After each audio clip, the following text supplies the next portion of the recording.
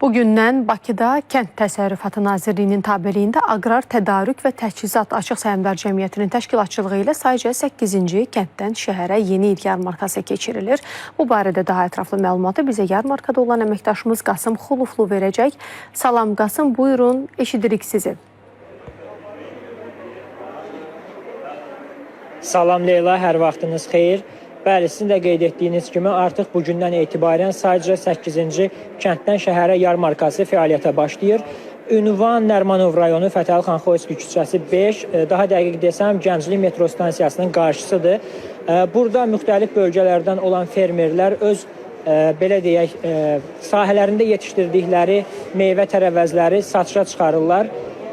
Demək olar ki, ölkənin 35 regionundan 80-ə yaxın fermer burada istehsal etdiyi 130 adda məhsulu satışa çıxarıb və burada fermerlər üçün demək olar ki, bütün şərait yaradılıb, yerlər, piştaxtalar və tərəzilər onlara ödənişsiz formada verilir.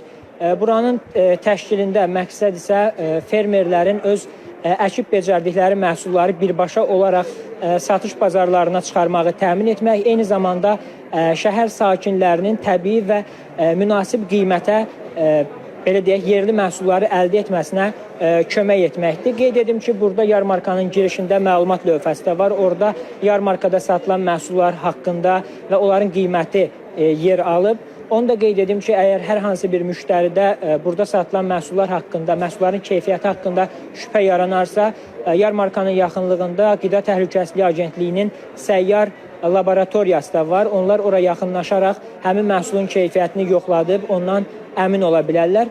Qeyd edim ki, yarmarkanı Kənd Təsərrüfatı Nazirliyi yanında Aqrar Tədarük və Təchizat Açıq Səhmdar Cəmiyyəti təşkil edib və yarmarka dekabrın 30-una qədər davam edəcək. Gün ərzində səhər saat 9-dan axşam 19:00-a qədər müştərilər yarmarkaya yaxınlaşa bilərlər.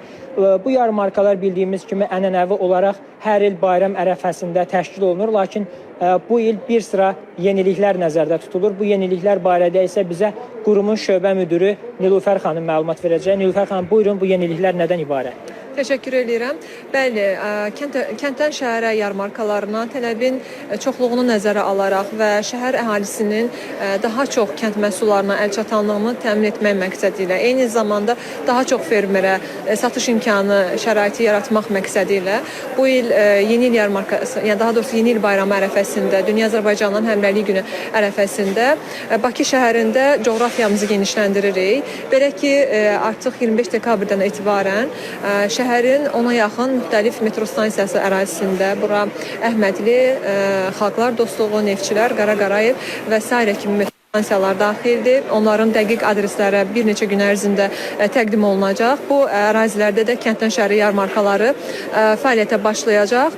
Bundan başqa isə dekabr ayının 25-dən qarşıdakı 5 gün ərzində də Sumqayıt şəhərində kənddən şəhərə yarmarkası alıcıların, Sumqayıt əhalisinin xidmətinə veriləcək.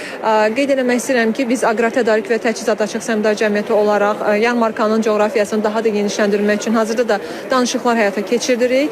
Bu barədə də yeni məlumatlar olduqca mütəmadi olaraq paylaşacağıq. Çox sağ olun ətraflı məlumat üçün.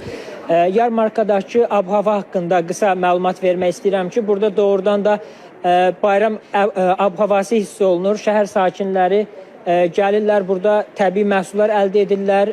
Qiymətlər də bazarlara nisbətdə müqayisə olunarsa, bazarlardan fərqlidir, daha münasibdir və şəhər sakinləri bu yaranmış belə demək olarsa, fürsətdən istifadə etməyə çalışırlar. Bizdən bu qədər, buyurun, söz sizdədir. Qasım, lap sizin yerinizdə olmaq istədim, çünki belə orqanik məhsullar tez-tez ələ düşmür. Odur ki, fürsəti dəyərləndirmək lazımdır. Təşəkkür edirik ətraflı məlumata görə.